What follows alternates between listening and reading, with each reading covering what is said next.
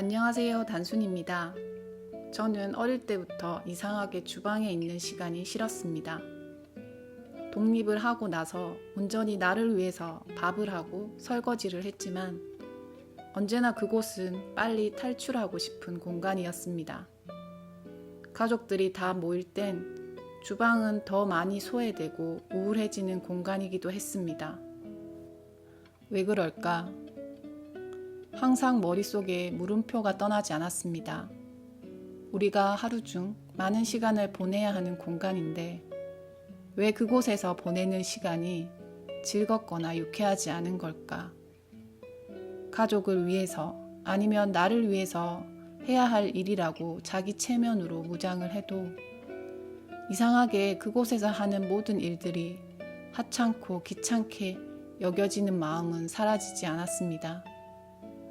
그런 생각이 덮칠 때마다 저는 제가 유별나서 그런 거라고 결론을 내렸습니다.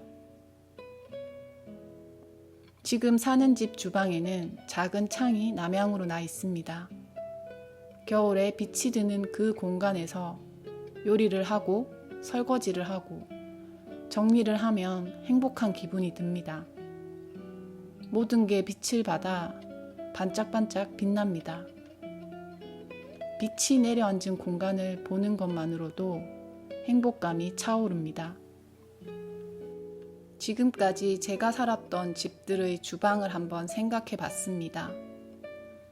옥탑방에서도 살았고, 주택에서도 살았고, 아파트에서도 살았고, 빌라에서도 살아봤습니다.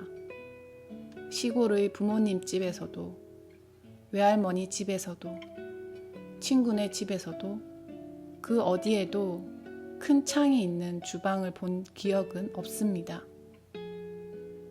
그 옛날 할머니들이 부엌에서 상을 들고 방으로 가지고 오던 시절의 재래식 부엌에도 창은 없었습니다. 창을 액자 삼아 풍경을 즐기던 한옥의 아름다움은 부엌에서만은 즐길 수 없는 아름다움이었습니다. 그리고 이상하게 우리는 그 아름다움을 누릴 수 없는 공간에서 대부분이 살고 있습니다. 이 집을 지을 때 건축가와 약간의 의견 충돌이 있었던 부분도 바로 이 창이었습니다. 집이 작아서 수납 공간이 없기 때문에 여기 창을 두는 것보다는 상부장을 설치해야 한다는 것이었습니다. 집이 작으면 작아서 수납장이 더 필요하고 집이 크면 짐이 많아서 수납장이 더 있어야 했습니다. 주방 이꼴 수납이라는 절대 불변의 공식은 집의 크기와는 상관없이 적용됩니다. 그렇다 보니 주방에 허용된 창은 환기를 위한 두 뼘 남짓한 작은 창이 전부입니다. 전등을 켜지 않으면 다른 공간에 비해 어둡고 침침한 공간이기도 합니다. 이곳에 와서 주방 일을 하루 종일 하면서 드는 생각이 있습니다.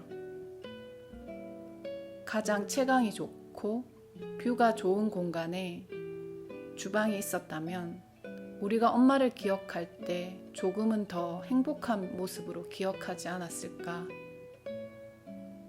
한 인간을 먹이고 키우고 살리기 위해 가장 중요한 공간.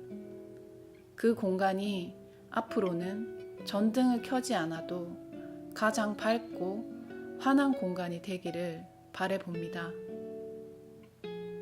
끝!